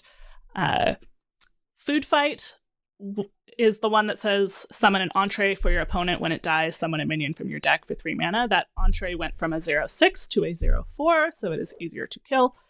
And Boom Wrench is the miniaturized weapon. Death Rattle trigger the death rattle of a random friendly mech with 3 attack, 2 durability. That went from 4 mana to 3 mana. So I think trying to encourage that safety expert, testing dummy more. The 4/8 taunt, death rattle, deal 8 damage spread across all enemies. I'd already been seeing that a little bit. When you can get that to work with, like, you play the wrench, you attack with it, then, or you play the wrench, you play the mini, you attack with the mini, you trigger it twice, and then it's still living there to be triggered again when it dies, can definitely be powerful. And if we're doing hydration station things, we need other things besides just Celiacs to bring back now. So I could see this making it like more of a reward for playing something other than Ziliax, which seems to be their goal.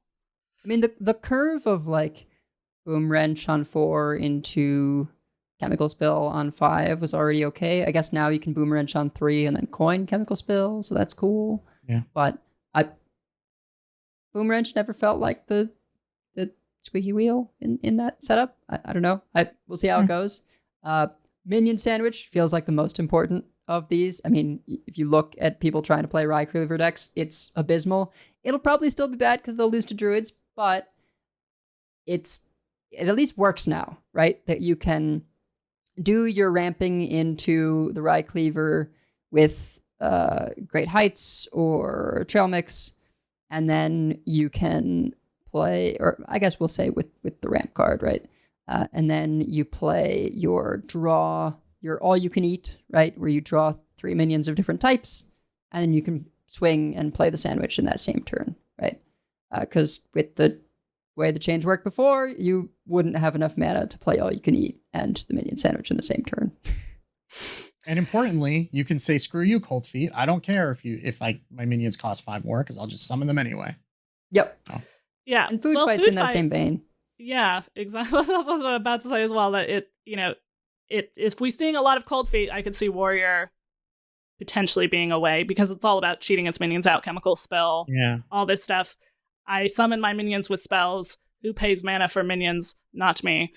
Mhm. So, which might be a good thing. I don't know. It makes it work better, and I do think sometimes I don't think Boom Wrench was the problem with that deck, but sometimes they will buff the card that they know is going to make an impact versus a card that's the squeaky wheel that might still not be enough. Mm-hmm. Food fight is still weird though. Like I mean, you it doesn't do anything by itself, right? So it's like it's a 2-turn setup at best.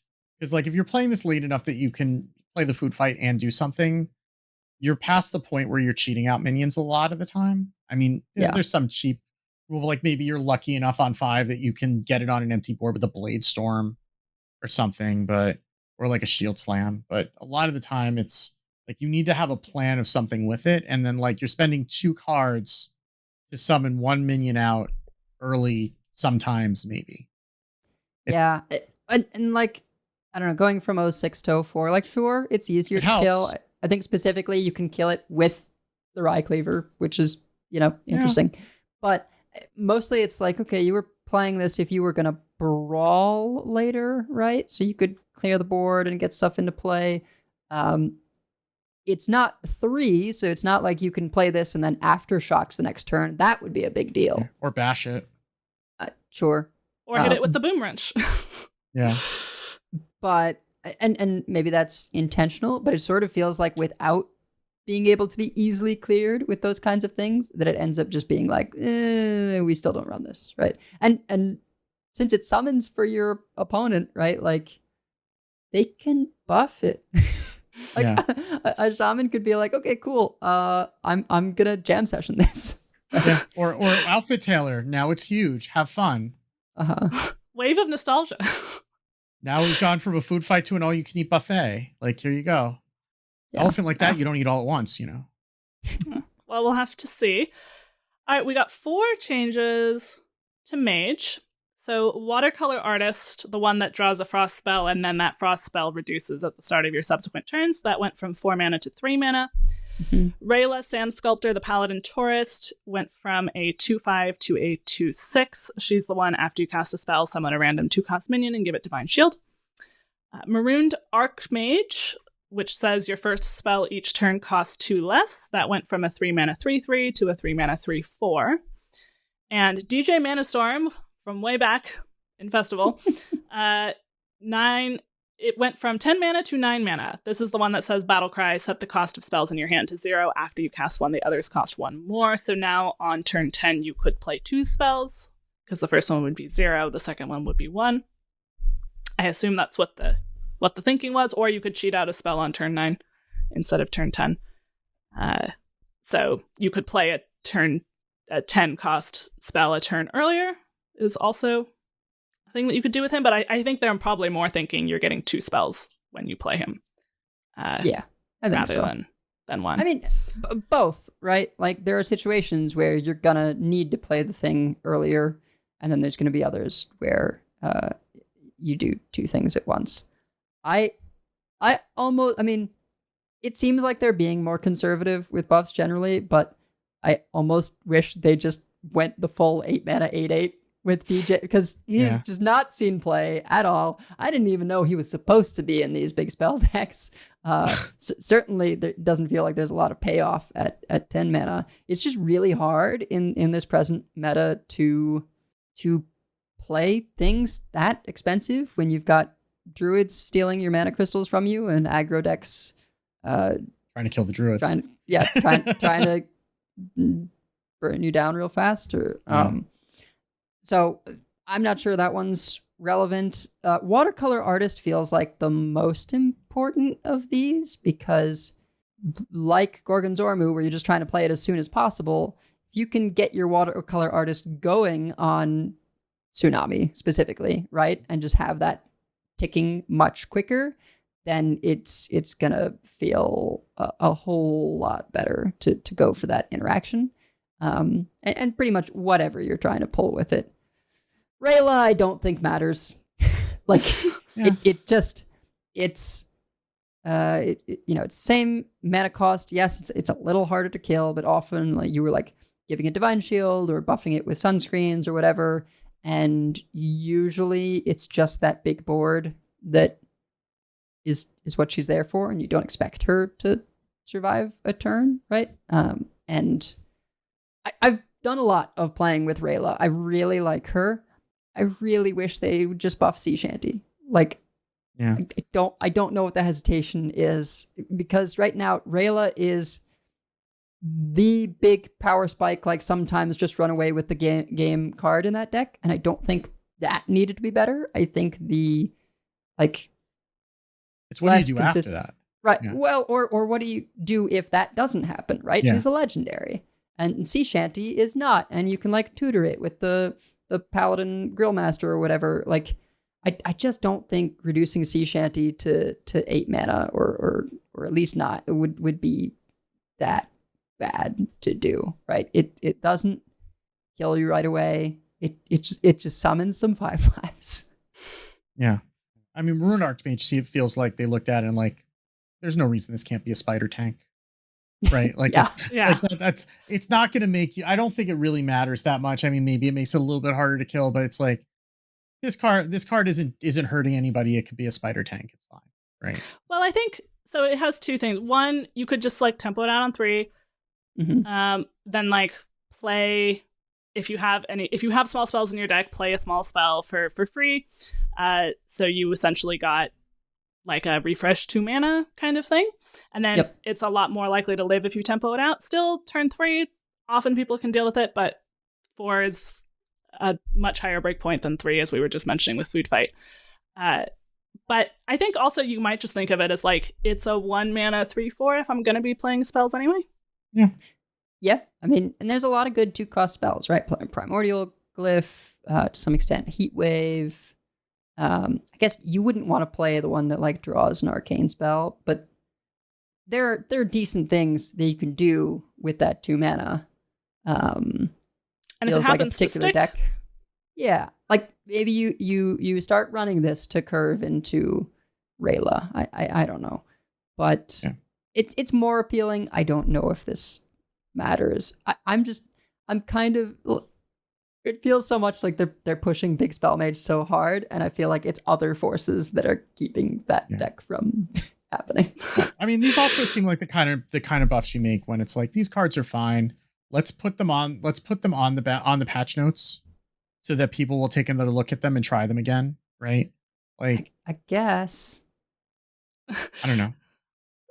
CF, previous discussion about Druid, but we won't repeat it. We were wrong about natural talent, you know?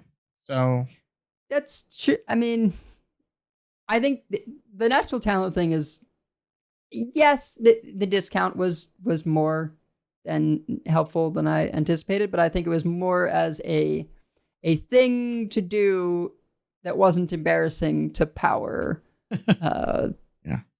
the Razzle Dazzler, and like Dazzler to 6 was the real winner there. Yeah, of course. Yeah.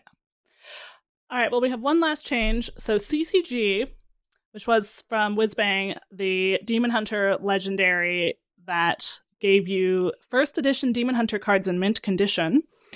It went from Death Rattle, you get 3 of those first edition Demon Hunter cards, to now Battlecry, Outcast, and Death Rattle each give you 1. So you get 1 when you play it no matter what. If it was an Outcast position, you get 2, and then when it dies, you get a 3rd one. And they are, as usual, the like day 1 Ashes of Outland Demon Hunter cards, and it's a 4 mana 4/4 if you had forgotten. So I like this change. I mean, I still don't know exactly which Demon Hunter deck we're putting it in, but I think we're much, much more likely to just want to throw it into a Demon Hunter if we get a card now. Because like the fact that it was so slow was always, I think, the main problem with it. But it's still Death Rattle if they have some later Death Rattle synergy, which sometimes they've tried to push, like Death Rattle Demon Hunter. They do have that weird thing in Argus where it discovers a Death Rattle card. So it's still a Death Rattle card, but now it's not just a 4 mana 4/4 sitting there. I mean, Drilly's popular. Drilly gets played. I mean, Excavates are probably on the same power level as like day 1 Demon Hunter cards, I would say, for the most part. Right. But the problem was always that you just like, you were playing this 4 mana 4/4 and it was just sit there. and your opponent Yeah. can just ignore it. And with the 4 health, it was hard to kill off. So at least now you can get some value out of it. I mean, it's generic value, right? So it never really had a purpose in any of the decks, but aside from getting generic value, if it was too much work to get the generic value, you'd do something else. So now, at least if you know you can play it and do something the turn you're playing it, maybe that works. I mean, the Day 1 Demon Hunter cards individually are strong, but they're not overpowered. It was the confluence of all of them in the same deck at the same time that was really like why they were that powerful. Like, you know, like work, what is it, like Work Grids of Azeroth, I think is one of them, and then with like all the charges on it is fine, but it's like, again, by itself it's one thing. Like Skull of Gul'dan at 5 mana was good, but is it broken when you're not also getting those other cards that were also like just slightly too powerful? I mean, that was a little bit more than slightly, I guess, but it was the aggregate of all of them, right? So like you're getting some generic power. You really need to be able to get that on a turn when you can actually take advantage of it, or at least like try to, right? As opposed to, well, I'm going to play this card and, you know, you just wait till I get to 10 mana, right? Like that's that's kind of how it feels right now. So I mean, I think it's probably the kind of thing that people will give a try. There's probably one card in like the Pirate Demon Hunter that you could cut to try to squeeze a little bit more damage out of this and see how it feels. And I've been thinking other Demon Hunters might not be as far off as they seem. I mean, so the one game that World 8 and I lost yesterday was against a Reno Demon Hunter that just had all the clears, it turned out.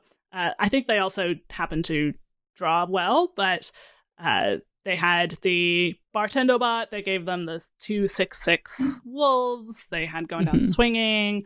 They had the like deal 6 damage to the lowest cost things, and the like AoE lifesteal one that's like this one in the adjacent. All the things. CCG would be great in that deck. This makes it much better. I know people have been experimenting. I did actually also lose to a priest tourist pain Demon Hunter today. That is much more like focused in on what it's doing, so I don't know if this card goes in there. No. Yeah, oddly enough, like of the buffs, this one is the most exciting to me. And like I don't even know if it's that good or important, but it's a cool change, right? Like they took a 4-mana 4/3 Death Rattle and made it into a Drilly, right? And I wasn't expecting it. And I'll probably get to play with this if I play Demon Hunter just because of studies, right? The fact that it's an outcast card now means that you can discover it from Illidari studies. Yeah. And so sometimes it'll be your best option there and you get to play it, and I love that.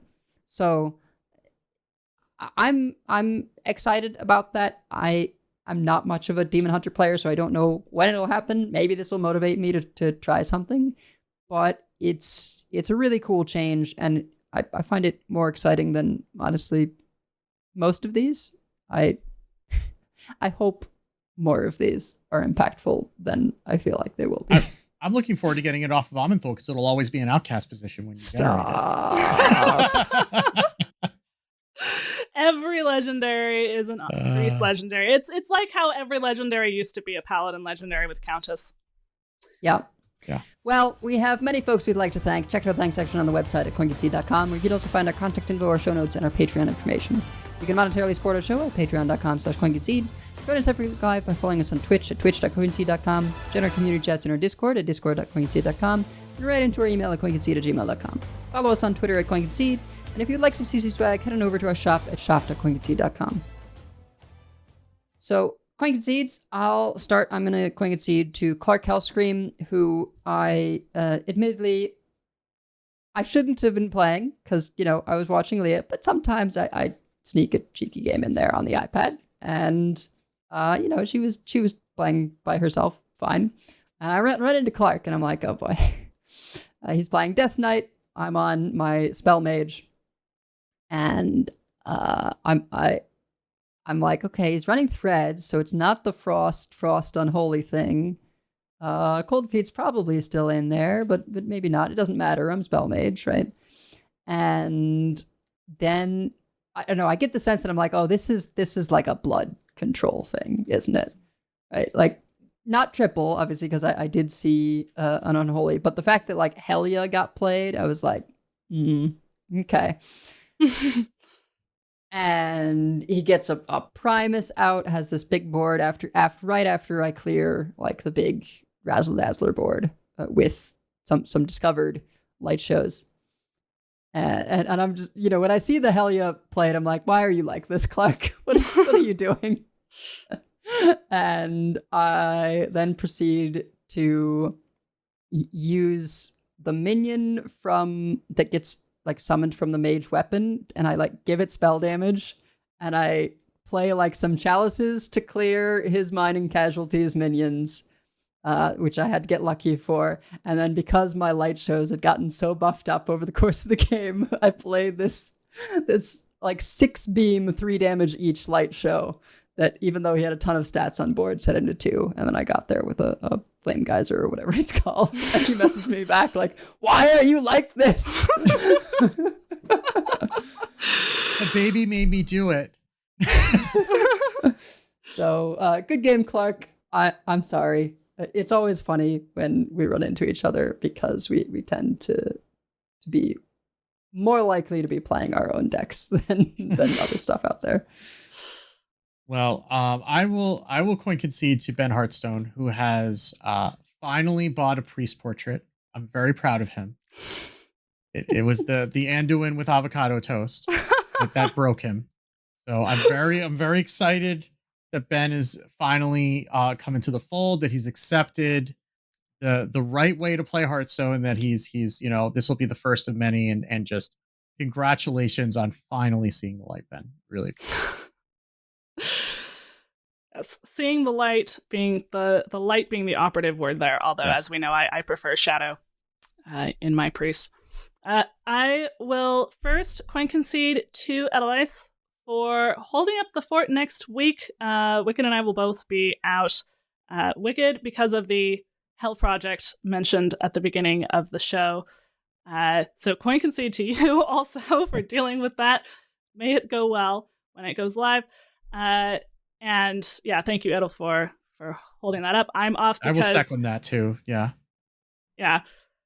I am off partly because I have wedding prep and partly because my grad school classes, I looked at them and went, wait a minute. So all of the stuff is due on the 10th, and I still have a lot I need to do. Because this is... So it's kind of ironic because these are classes in like supporting neurodivergent students, including students with ADHD. So what do they do for the class? There are no intermediate deadlines at all. Awesome.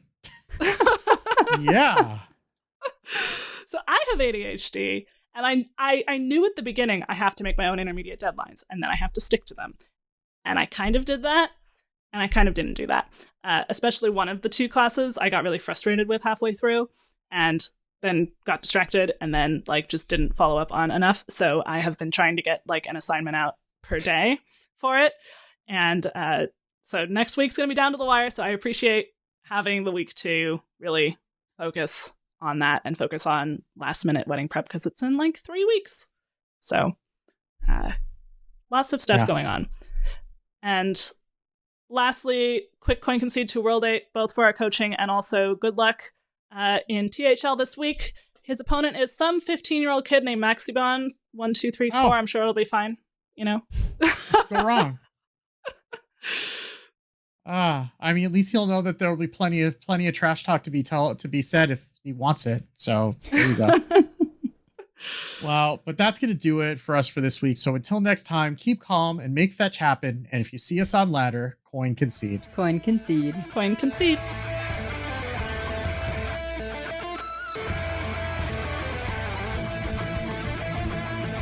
All life must end.